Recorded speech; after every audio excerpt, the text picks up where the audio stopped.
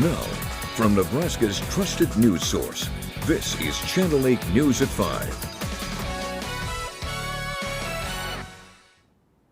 Coming up tonight on the news, a police officer on patrol gets quite the surprise, and it's probably not what you think. We'll have that. Plus, is Russia backing off its aggressive stance along the Ukraine border? But first tonight, I think statewide we're seeing that in a lot of different avenues in terms of referrals to group homes. The wait lists are significantly longer than they have been. the number of teenagers being abused has gone up a lot. Good evening, everyone. Thank you so much for joining us tonight. I'm Rod Fowler. Megan Conway is on assignment. Here is the deal. More and more of our teenagers need help. The pandemic, one of the reasons abuse numbers are up. No one knows that better than Cedars Youth Services here in Lincoln, and Channel 8's Alexis Skineski talked to them today and has some advice. Allison Rickardson, a former therapist at Cedars Youth Services and now their shelter director, has seen some of Lincoln's teens at their lowest points. There is a story of a young lady who came to Cedars for help that sticks out in her mind. A teen who was pregnant, having a hard time leaving an abusive relationship. Because of the relationship we built, she started to feel safe enough to tell us, well, I don't wear this anymore because my partner says that I shouldn't wear this anymore. And that started to turn into wearing clothing that was covering up bruises. So what started out as a healthy kind of young relationship turned into a controlling, jealous power dynamic. This young lady was one of the lucky ones who eventually was able to leave that abusive relationship, but that's not the case for others. Cedars has seen a dramatic increase in teens needing assistance since the pandemic. Having conversations with other entities in the state, referrals, police contact, all of them are increasing significantly. I think the reality of the pandemic, I think the reality of schools being closed down so long. February is Teen Dating Violence Awareness Month, and they say now more than ever, it's important to recognize the signs your loved one could be in a dangerous place. So things to look out for is anytime where someone is trying to exert control in a relationship over the other person, where any partner in that relationship doesn't feel like they have the opportunity to say no or to have their boundaries respected. One of the most important things you can do as a parent or loved one is have a conversation. Teenagers need to learn how to be in relationships. They need to build those skills. We think that they're really great social people, but they don't learn that on their own. They do it by being taught. So having conversations that are really honest and open and creating a relationship dynamic where teenagers feel like they can tell you when something's not right. Reporting in Lincoln, Alexis Skineski, Channel 8 News. Now, there are plenty of resources here in the capital city. Cedars alone has several different programs. For more information, you can head to our website, klkntv.com, and click on this story. Well, from teenagers to our older population, right now there are no specific laws protecting the LGBTQ+ community in senior living facilities. So that individual, even if they are authentic and they've lived as an out gay, proud individual, when they go back into senior living, they're concerned they aren't going to get the same rights, they aren't going to get the same health care, they're going to be discriminated against. Now, there were no specific examples of discrimination happening to seniors here in Nebraska, but many say this would be a preventative bill. Tonight at 6 o'clock, hear from those who fear how their living conditions could be if this bill does not pass. Lincoln police need your help in solving a couple of crimes here in the capital city. Here's Channel 8's Nathan Grieve. We have another Wednesday, another 2 cases here for Lincoln Crime Stoppers, and this time I looked over these and they kind of they make you shake your head a little bit. A little bit, yeah. So we're going to start off with one that initially I thought was headed in a very different direction. Thankfully it wasn't, but it's something over at St. E. Yeah, so there was a surgery that happened in the parking lot on January 27th, and we say a surgery because someone that was parked in the parking lot noticed when they came out to their car, their catalytic converter had been cut off in daylight hours. So we do have some video and some photos of the suspect responsible for that crime, and we are looking to seek identification of them. Yeah, you definitely, when you see that surgery in a parking lot, you get very, very nervous. Especially at a hospital. Yeah, but I mean, still not a good thing, no matter which way you slice it, I guess, if you pardon the pun. So our second case here is another one that's just very disappointing in seeing what folks do. Right. On January 19th, an employee at Dick's Sporting Goods at Gateway Mall reported that she was in the female's restroom when a male allegedly came into the bathroom and slid his phone behind the stall wall and pointed it at her while she was using the restroom. Dick's has some really great cameras, and they caught some images and video of the suspect leaving the bathroom. We're trying to get him identified too, to get some more of the story of what happened this day. So, of course, in either of these, if you look at those videos and you recognize anybody in these, what do folks need to do? Yeah, they can call Lincoln Police Department directly, 441-6000. They can leave a tip at Lincoln Crime Stoppers. It's 475-3600. And you can also visit lincolncrimestoppers.com, and there's all kinds of clickable links to leave a tip online. Perfect. Well, here's one more look at our cases for this week. Take a good look. They'll be posted up online as well. And we'll be back again in a week with a couple more for you to look out for. All right, thank you to you both. More now on a story we first brought you yesterday. A vigil was held last night in York for Nitro, a canine who was killed last week. They live with us 24/7. These guys are not just tools, they're not just dogs, they are part of our family, they're a part of our life, and when we do lose one, it takes a big hit. The memorial comes a week after Nitro was killed when a suspect crashed a stolen patrol vehicle she was in into a car stopped at a railroad crossing during a pursuit. Local teacher Kyle Edeker was also killed. Yesterday, before the vigil, many people lined the streets for Nitro's procession. Several law enforcement agencies also paid their respects. It's more or less kind of unbelievable, the support we received. I mean, I've received cards from Maryland, Baltimore. I mean, all the sheriffs have contacted me through social media, and then our community support's been fantastic too. I mean, it's I feel pretty proud that I've got that kind of support after a tragedy in my department like that. More than $16,000 has been raised to help the York County Sheriff's Office get another canine. An incredibly close call was caught on camera. An out-of-control tire barrels down a Pennsylvania road and collided right into a police cruiser. Take a look. Officers were monitoring traffic when all of a sudden, wait for it, boom. Yeah, the tire hits the windshield of the car. It then rolled directly off that, launched in the air, and across the opposite side of the road.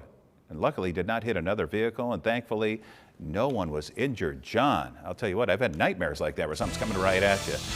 Coming at us, we had 66 yesterday, and today Mother Nature said, how about some cooler weather? Yeah, I was going to say, I'm glad we don't have those old days of the 3D glasses from the 3D Jaws that came out back in the late 80s, because that would have been pretty scary with that tire flying at you. Temperatures today definitely a lot cooler around the area, as we only have been in the 30s for much of the day. Now, officially, the day's going to go in the books with temperatures into the 50s. Here's a live look right now from the station looking off to the north and west, and we've got cloudy skies around the area right now. Temperature-wise, we're sitting in the 30s. This afternoon, we did make it back up to right around 42 to 43 degrees in the capital city, but again, much cooler than compared to today or yesterday's temperatures into the 60s. And you can see temperatures are already starting to drop down towards the 20s, especially from Columbus down towards Kearney. Factor in the winds, where winds are still gusting 30 to near 35 miles per hour. Wind chill values are down into the teens and upper 20s throughout the entire region. Now, as we go through the rest of the evening, wind chills will keep dropping. This is taking a look at the forecast up through 8 o'clock, and then eventually later on tonight, where the wind chills will drop down into the teens by 10. Eventually, early tomorrow morning, we'll go down below 0. Satellite imagery showing you, and radar imagery, a little snow over the northern part of the state. We'll take you to a view here from Long Pine between Bassett and Ainsworth, and just some very light flurries coming down with those snow showers radar is picking up on. And I think most of that's going to stay away from southeast Nebraska this evening. 32 by 8, 28 degrees by 10 o'clock. Just how cold it gets by morning, what wind chills will be like, and when we start to see temperatures rebounding. That's coming up in my Storm Alert Team forecast. All right, John, talk to you in a little bit. We want to get you the latest now on Russia and Ukraine. NATO allies say they have not seen any sign of de-escalation on the ground by Russia. Here's ABC's Faith Abube with the very latest. While uncertainty remains over whether Russia will spark a bloody war in Ukraine, Defense Secretary Lloyd Austin reaffirming U.S. military support for America's NATO allies after arriving in Brussels. The group of NATO defense ministers saying they're gravely concerned by Russia's military buildup on Ukraine's border. Sources tell ABC News if the Kremlin orders an attack on Ukraine, it would likely begin with electronic warfare and aerial bombardment on Ukraine's critical infrastructure, and then a brutal attack on the capital of Kyiv that Russia hopes would end within 24 to 72 hours. We remain ready to engage in dialogue and find a diplomatic way forward. Nations in the alliance are deploying additional ground, air, and maritime military assets to protect Eastern European NATO members, concerned about the threat from the 150,000 Russian troops surrounding Ukraine. Overnight video showing U.S. soldiers deploying to Poland. Ukrainian President Zelensky also seen addressing his troops, saying unlike 2014 when Russia annexed Crimea, his nation is ready to defend itself. The Kremlin denies it plans to invade, suggesting it's open for diplomacy, but still insisting Ukraine be blocked from joining NATO, a demand that has been rejected many times. It's about standing for what we believe in, the right of countless countries to choose their own destiny. Meantime, the U.S. says despite Russia's claim to the contrary, there's no evidence Russia is pulling back its troops. We haven't seen a pullback. We'd like to see one. If we see one, we would welcome it. And the Pentagon says Secretary Austin, during his European tour this week, will continue to reassure NATO allies worried about Russian aggression. He will visit U.S. troops in Poland and also make a stop in Lithuania. In Washington, Faith Abube, ABC News. And coming up tonight, a big day for the University of Nebraska, where they glow big red. How this impacts students after the break. Children's Hospital and Medical Center, the very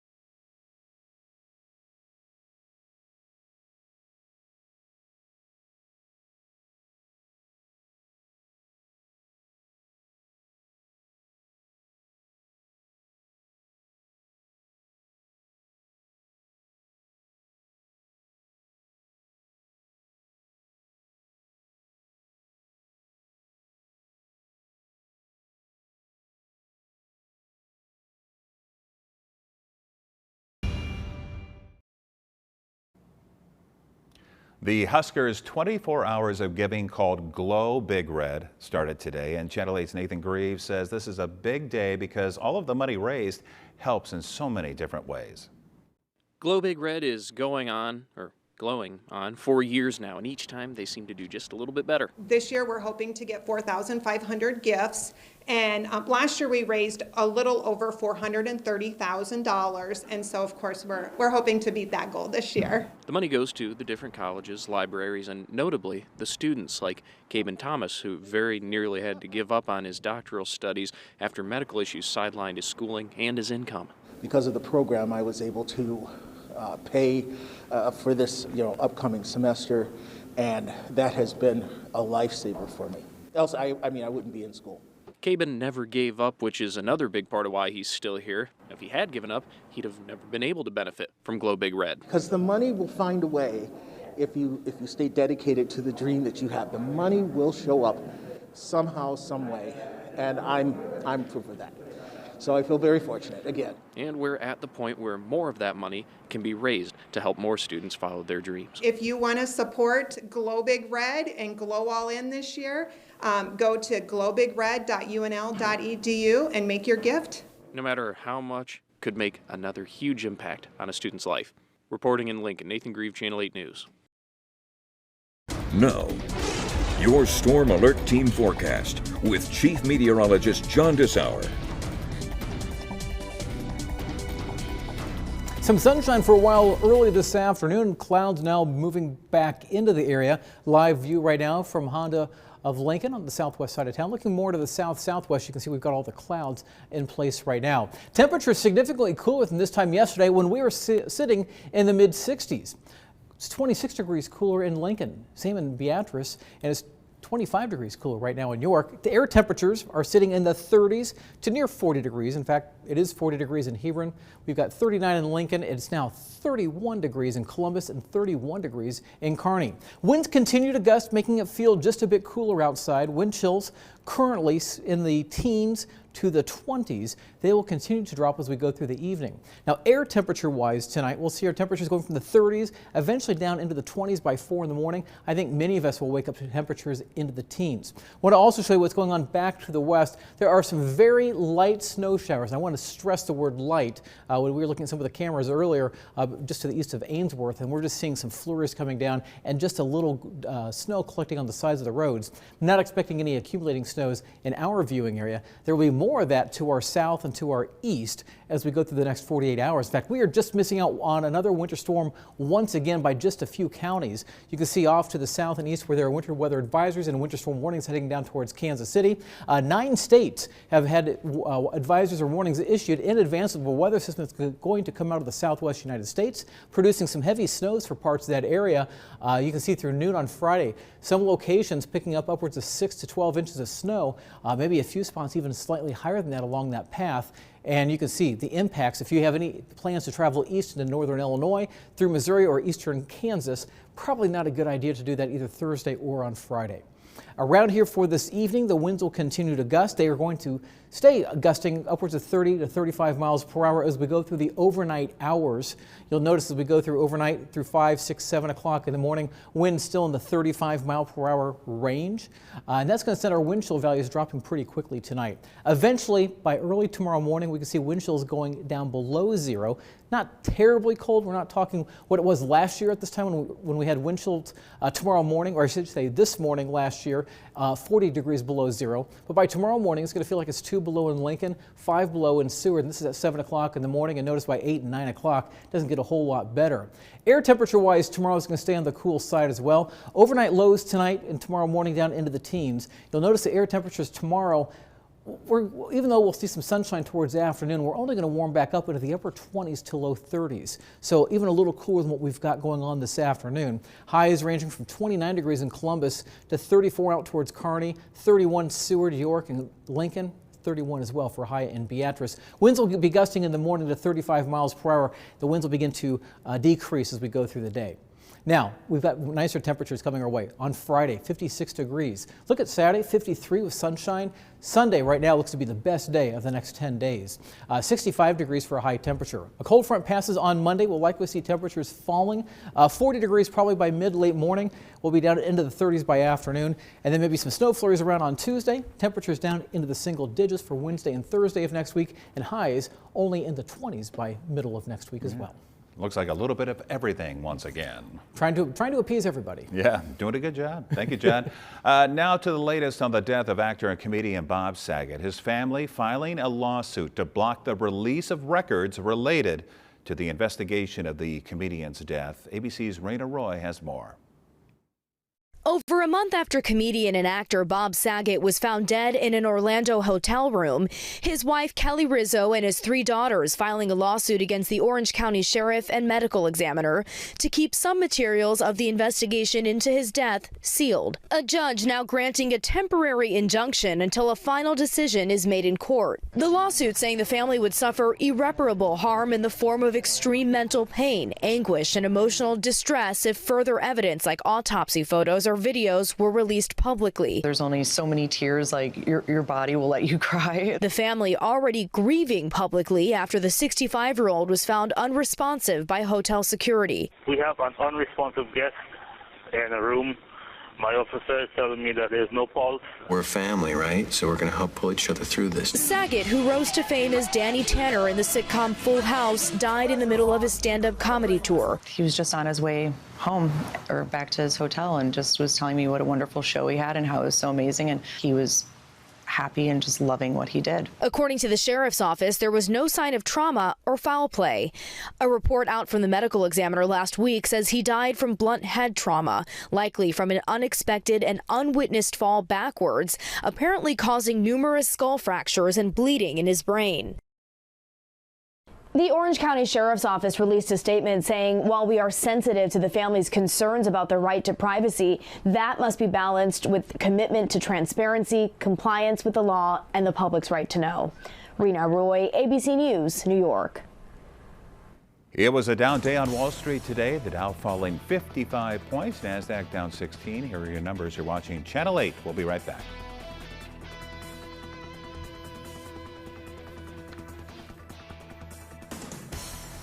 Night after the powerful testimonies. Get to the bottom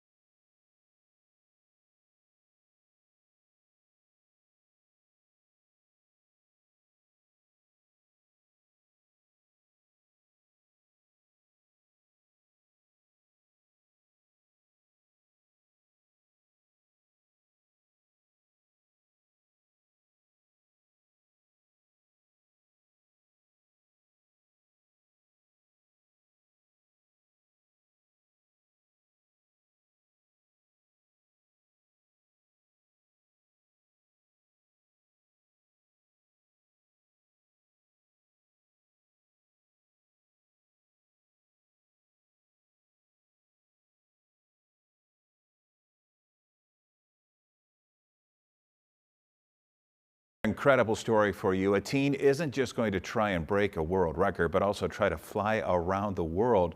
In about a month, Mac Rutherford is going to attempt a solo trip around the world in a small plane. And if he succeeds, well, Rutherford will not only set a new Guinness record, he'll follow in his sister's footsteps.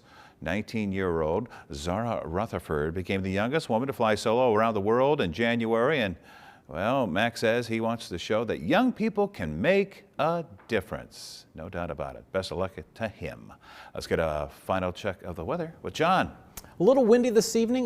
Winds will continue to gust 30 to 35 miles per hour, especially as we go through the overnight hours. Temperature-wise, we'll be holding in the 30s through 8 o'clock, dipping down into the 20s by 10. Eventually, by early tomorrow morning, we'll have wind chill values likely between anywhere from 0 to about 4 degrees below 0. So don't get caught off guard tomorrow morning as you're walking out the door that it's going to feel cold. Air temperatures will be down into the teens. Highs tomorrow only in the upper 20s to low 30s. But good news, there's some warmer air back behind that. If you didn't catch my 10-day outlook, we'll have it again coming up at 6 o'clock. Sounds good. Thank you, John. And thank you so much for joining us. World News with David Muir is up next.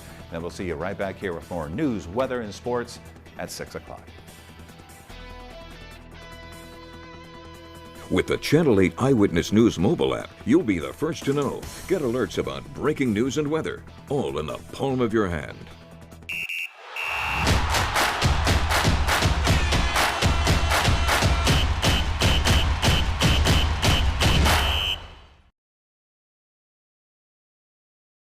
Closed captioning on Channel 8 Eyewitness News.